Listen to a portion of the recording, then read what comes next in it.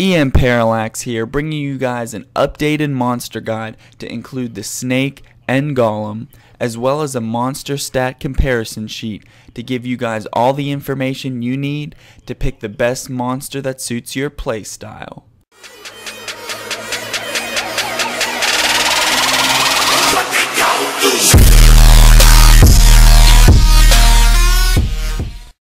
I will be going over the same three main topics as the last video of how to choose your monster, how to obtain upgrade resources, and how to spend those upgrade resources, but have included a monster stat comparison sheet to give you all the information to choose the right monster for you.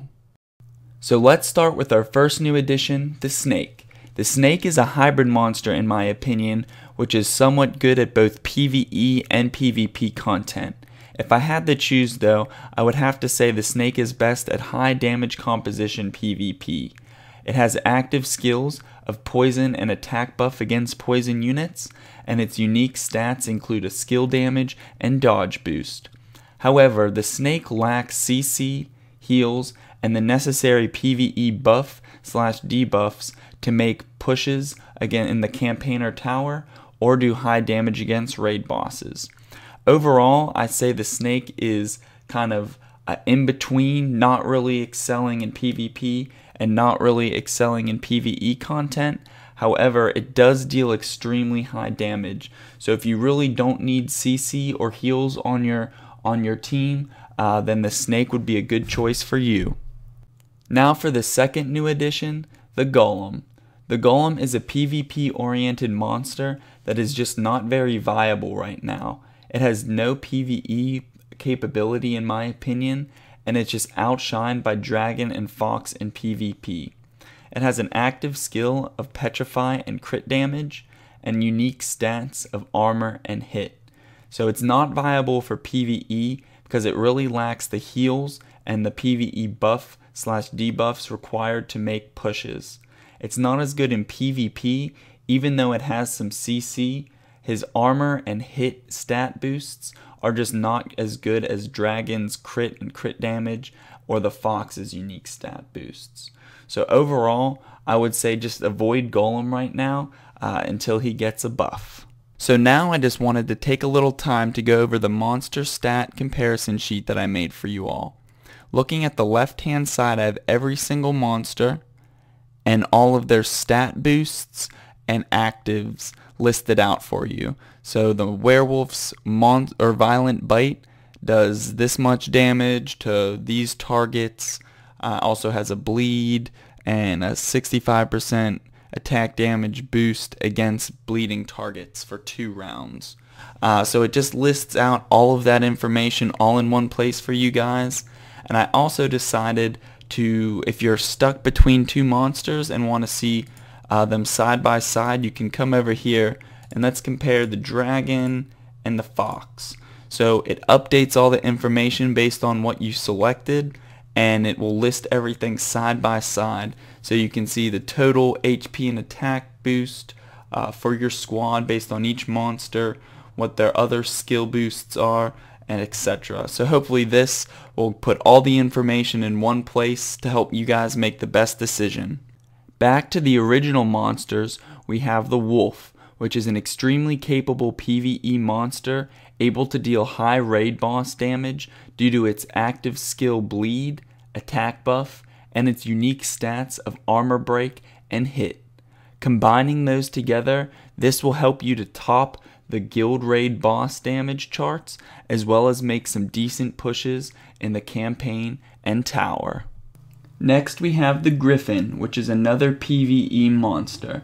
The Gryphon is ideal for major campaign and tower pushes due to its active skill of a speed and armor debuff, along with a holy damage and hit increase. Choose the Gryphon if your sole focus is to progress through campaign and tower stages. Our next monster is the deer, or what I like to call Bambi. Bambi is an excellent choice for Brave Trial completion with their active heal, armor, and attack buff, along with their armor and dodge stat buff Bambi is another PvE focused monster that is excellent for Brave Trial completion and is also pretty good for campaign and tower pushes. Next we have the Fox, which is our first PvP focused monster.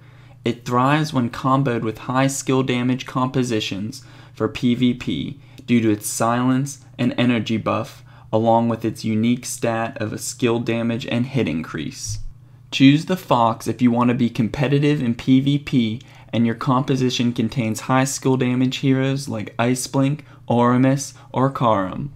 Last but not least, we have the Dragon, which is another PvP monster that synergizes well with high crit compositions. Its active skills include a stun and holy damage buff, along with a unique stat of a crit percent and crit damage increase. Choose the Dragon if you want to be competitive in PvP and have a composition that includes heroes like Demon Hunter.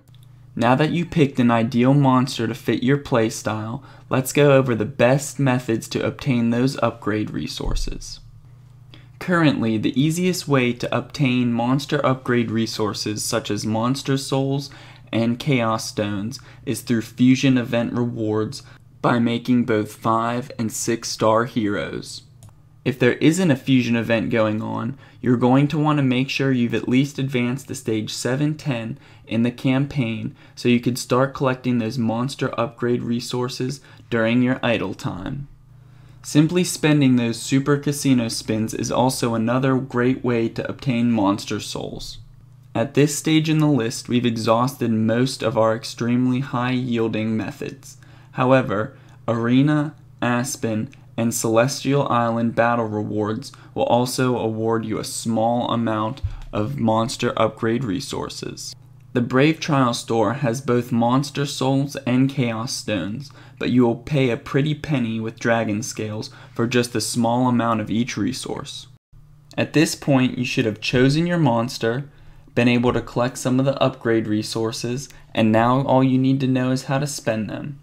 Monster souls, which will upgrade the level of your monster, are the easiest to spend, meaning all you need to do is make sure you have enough money and souls and upgrade the level of your monster to the maximum you can. Here is my method that I use to choose which skill to upgrade with chaos stones. I look at the upgrade price and try to upgrade them until they're about the same cost. So see, I'm going to upgrade this first skill until it costs around 80 chaos stones. Once I get it to around 80, I'll just start upgrading the other one back and forth. Maybe 3 here, 2 there. I don't know about you guys, but I like nice numbers like 20, 25, and 30. Things like that if I can. That about wraps up my Idle Heroes Monster Guide. I hope you guys all enjoyed the video, and make sure to hit me with a subscribe if you guys want to see more of my content right when it comes out. But EmParallax here, and remember, it's all about how you look at things.